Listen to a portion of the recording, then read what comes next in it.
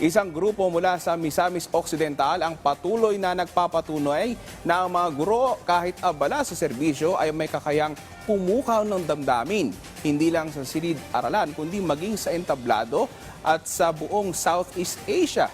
Yan ang ulat ni Floyd Brenz.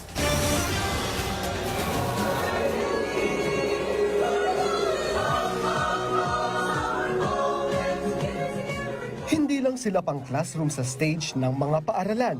At hindi lang mga Pinoy ang nai-inspire sa kanila, kundi ang Southeast Asia. Sila ang 5Mers Band, isang grupo ng school heads at non-teaching personnel mula sa DepEd Misamis Occidental na hindi lang basta nagtuturo, kundi umaawit at nagbibigay inspirasyon sa buong bansa. At ngayon, sa buong Southeast Asia na. Nagsimula ang grupo noong 2011 sa pangalang Seventh Chord.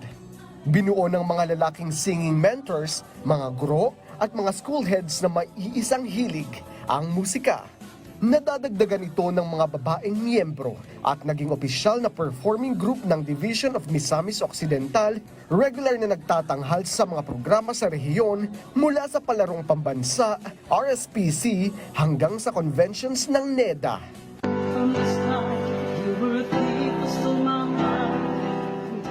Pero ang lalong nagpasikat sa kanila ang pag-upload ng kanilang mga video performances online.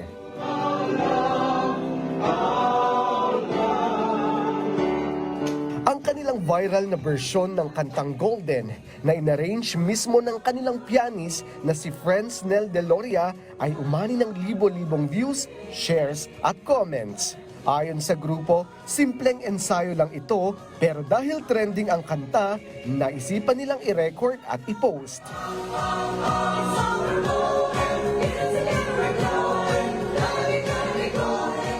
Malaking bagay po para sa amin na sa pamamagitan ng aming awitin ay naipakita namin sa inyo na ang mga gurong Pilipino ay hindi lang may pusong handang magturo, kundi handa ring magbahagi at magbigay inspirasyon sa iba pang paraan.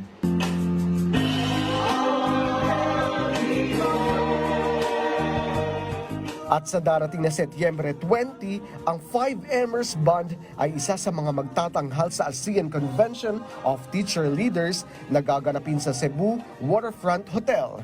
Isang international stage kung saan ang Pilipinas ang host ngayong taon.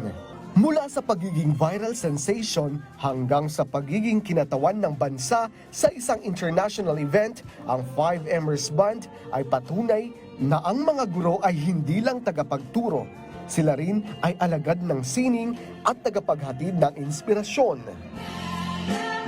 Floyd Brenz para sa Pambansang TV sa Bagong Pilipinas.